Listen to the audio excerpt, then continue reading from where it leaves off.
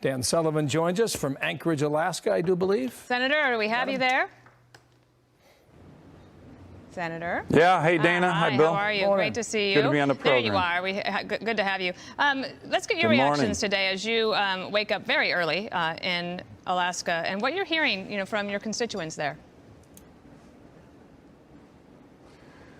Well, look, the president continues his holiday from reality and his inability to take responsibility for what clearly is one of the biggest foreign policy fiascos our country has seen in decades.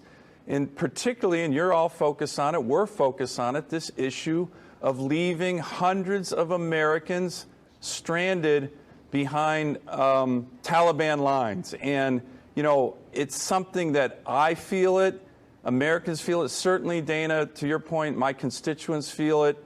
You feel sick that I never thought we would see our government, our president, leave people in the most dangerous place in the world and then call it a success. So, in Alaska, we have more veterans per capita than any state in the country. My constituents are furious. They want answers, they want accountability, and so do I as a senator. Yeah, we're talking about the Mike Gallagher request. It was shot down by Democrats yesterday. Here he was talking about it last hour. What the Taliban wants is to humiliate us. They have beaten us on the battlefield because we surrendered preemptively. We have no leverage. And for the president to go on TV last night and to call this an extraordinary success was shameful. It will go down as the lie of the decade. Yeah, you probably feel the same way. Sentiments are probably mutual with you there in Anchorage on that. Do you think you'll get any guarantees from this administration as for the cleanup from after this? Go ahead. Well, look, Bill, what I've been asking for weeks is why did we have this August 31st deadline in the first place?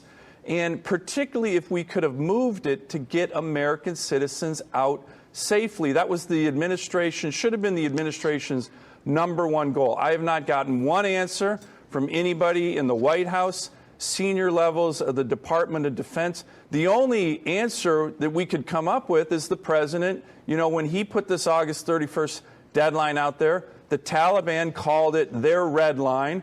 And unfortunately, it looks like the president bent the knee to the Taliban and said, we're going to keep your deadline and forsake American citizens. So again, I agree with Congressman Gallagher, shameful, and it's going to go down in history as a huge blunder.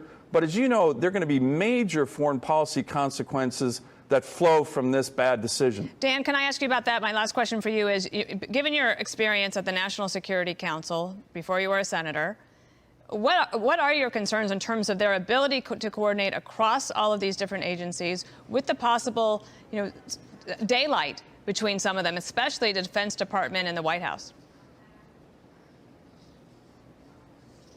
Well, look, Dana, I think the #1 thing we still have to focus on, this administration does, but certainly Congress is accountability, holding hearings, who made decisions when, but getting our citizens out safely. As Congressman Gallagher mentioned, we have lost almost all of our leverage when the U.S. military departed. And again, really was a sickening feeling that we had 6,000 Marines and soldiers who were ready to go do that kind of mission to save our citizens.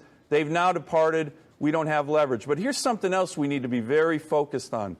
Our adversaries are going to be testing the United States of America after this debacle, whether it's Russia and the Baltics, China and Taiwan, Iran with regard to threatening Israel. And this administration better be ready and they better be strong because that is coming next.